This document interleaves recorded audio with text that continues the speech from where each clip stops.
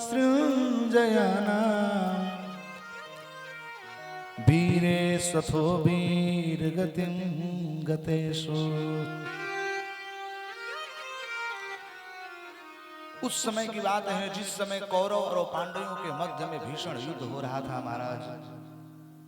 पांडव धीरे धीरे समस्त कौरवों का संहार कर दिए, केवल मात्र बचा था दुर्योधन।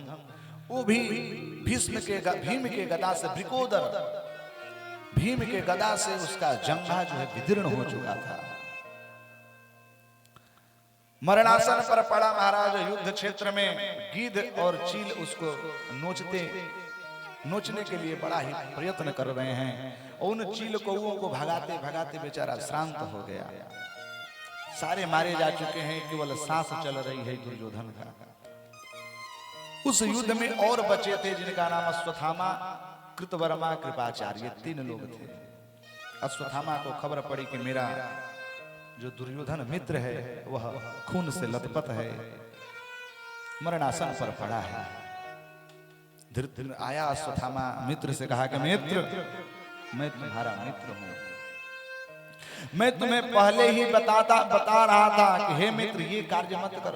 तुम अपना सेनाध्यक्ष जो बनाए थे भीष्म जी को, वो भले ही हमारे तरफ से युद्ध तो कर रहे थे, लेकिन हम लोगों के पक्ष में उनका मन नहीं था, उनका मन पांडवों में था। देखो गति हमारी कैसे हुई।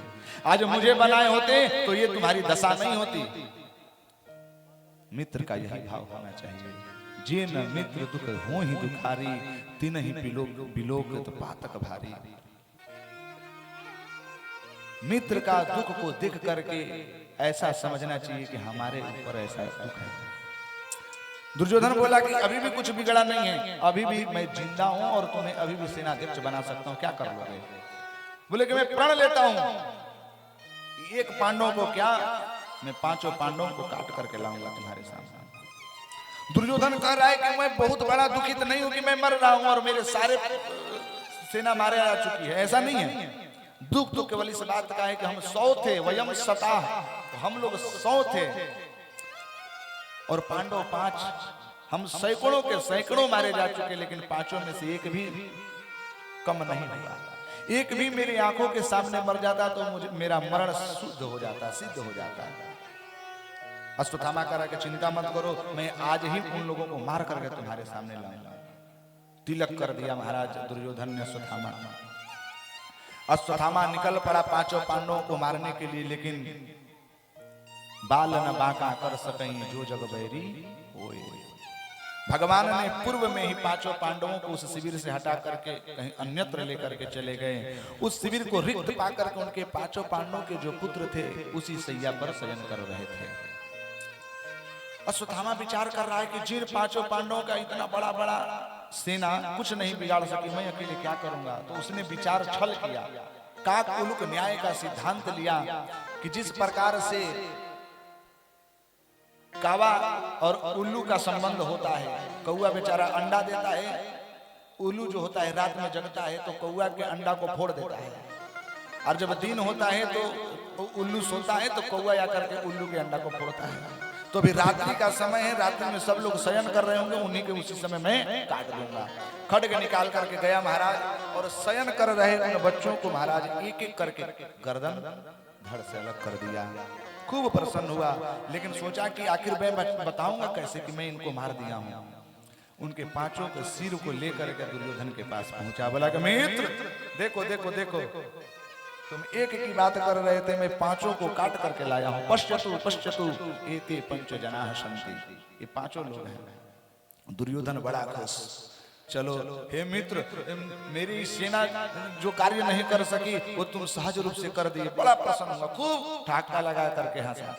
लेकिन विचार किया, करे राम राम, मेरे सेना में इतने बड़े बड़े महारथी लोग जिसका कुछ बिगाड़ नहीं सके, ये हो नहीं सकता। देखो जरा, बोले कि उस भीम का मुझे सर दिखाओ तो जिसने मेरी यह दशा की है। बोले कि ये लो देखो, लेकिन जिम ही महाराज उस सर को पकड़ा तो बोला, रे राम राम राम, अश्वत्थामा तू मित्र नहीं, तू तो परम शत्रु है रे। बोले क्यों? बोले कि तूने जो यह कार्य किया है ये शत्रु भी नहीं करता। तुझे पता है कि तूने किसकी मृत्यु की है? ये मेरे पांचों पांडवों के पुत्र हैं। अरे कम से कम ये जीते रहते, ये जीवित रहते, अब पांचों पांडव मर जाते तो कम से कम हम लोगों को तर्पण करने वाला तो रहता कुल खानदान में। तूने तो सारा पांडव वंश ही समाप्त कर दिया। अब हमें तर्पण कौन करेगा? अश्वत्थामा हाय हाय करते हुए वहां प्राणांत हो गया उसका। दुर्योधन का एक आशीर्वाद मिला हुआ था कि उसको मृत्यु नहीं आ सकती सहज रूप से। उसकी मृत्यु तब होगी जब एक ही समय में खूब प्रसन्न होगा और उसी समय खूब दुखित होगा, जिसको हार्ट अटैक आज की स्थिति में कहते हैं। बहुत ज्यादा खुशी भी हार्ट अटैक का कारण बनता है। उसी समय हार्ट अटैक से मरेगा दुर्योधन। अश्वत्थामा थक कहां पर आएगा? अब तो मुझे कोई छोड़ने वाला नहीं है, मुझे कोई छोड़ेगा नहीं। भागा। प्रातः काल हुआ, महाराज भगवान श्री कृष्ण जी पंच पांडवों को बुला करके लेकर के आए। द्रौपदी आदि और अर्जुन आदि को लेकर के शिविर में पहुंचे तो देखें कि शिविर से रक्त का धारा बह रहा है। देखे तो सैया पर शरीर तो पड़ा है, लेकिन मस्तक वहां से गायब है, विलुप्त है। द्रौपदी महाराज छाती पीटती हुई, कुंती छाती पीटती हुई हाय हाय करने लगी कि अरे मेरे पुत्र, मेरे पुत्र। कि माता शिशूनां निधनं सुतानां, अपने पुत्रों का मरण को देख करके वह माता बिलखती हुई, रोती हुई, विकल होकर के रुदन कर रही है। अर्जुन क्रोधित हुआ। अर्जुन ने संकल्प लिया कि द्रौपदी रुदनम मत करो, तुम रो मत। मैं अर्जुन आज प्रतिज्ञा ले रहा हूं कि जिस पुरुष ने ऐसा दुष्कर्म किया, ऐसा दुस्साहस किया, आज उसके तुम्हारे सामने उसकी मृत्यु दंड दूंगा। भगवान कन्हैया को आदेश दिया, कन्हैया रथ पर बैठो, ले चलो। भगवान कन्हैया सारथी बन करके अर्जुन को लेकर के चले हैं। अश्वत्थामा को समझ में आया कि आज मुझे कोई छोड़ने वाला नहीं है। अश्वत्थामा भागा। अर्जुन और अश्वत्थामा में भयंकर भीषण युद्ध हुआ। महाराज नारायण अस्त्र छोड़ दिया। नारायण अस्त्र को शांत किया गया। अनंतर में अर्जुन ने उस अश्वत्थामा को पकड़ करके, खींच करके, घसीट करके लाया द्रौपदी के सामने।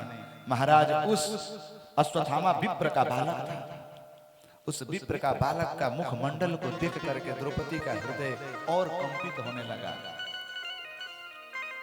द्रौपदी कहती है अर्जुन से, उवाच चाह संतस्य बंधना नयनम सती मुच्यता मुच्यता में सो ब्राह्मणो नितरां गुरु।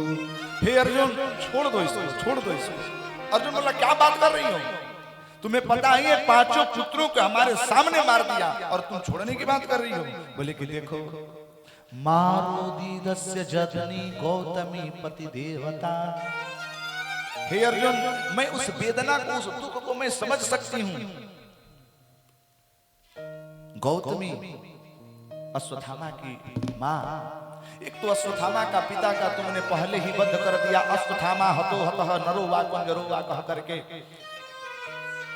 वह विधवा नारी कम से कम अपने बालक का मुख देख करके तो जी रही है। मैं उस दुख को, उस वेदना को समझ सकती हूं, क्योंकि मैं माता हूं। अरे उसका पति नहीं है, फिर भी अपने पुत्र के मुख को देख करके जी रही है। आज उसके पुत्र को भी मार दोगे तो किसके सहारा जिएगी? अरे मेरा तो पुत्र ही मरा है, कम से कम आप लोगों के सहारे तो मैं जीवित रह जाऊंगी। इसलिए हे अर्जुन, छोड़ दीजिए। अर्जुन कहते हैं कि नहीं द्रौपदी, भले तुम कुछ भी कहो, मैं क्षत्रिय हूं। और शास्त्र कहता है कि सकृत जलपंती राजा न सकृत जलपंती ब्राह्मणा। ब्राह्मण और राजा एक बार ही बोलते हैं। सकृत कन्या प्रदीये तो एतानि त्रीणि सकृत सकृत। कन्या भी एक बार ही दान किया जाता है। ये नहीं कि इनसे भी विवाह करा दीजिए, फिर बाद में इनसे भी विवाह करा दीजिए। आज हमारे यहाँ परंपरा चली गई है, 6 महीना तक विवाह हुआ, 7वां महीना में का तो तलाक हो रहा है कि नहीं हो रहा है। ये हमारा दुर्भाग्य है। शिव पुराण में लिखा है कि सकृत जलपंती राजाना सकृत जलपंती ब्राह्मणा सकृत कन्या प्रदीये तो एक बार कन्या का वरण किया जाता है। अब काली मिल जाए, चाहे गोरी मिल जाए, लंगड़ा मिल जाए, चाहे लूला, जीवन भर रहते हैं। लेकिन हमारी अभी विडंबना है। इसमें बालिका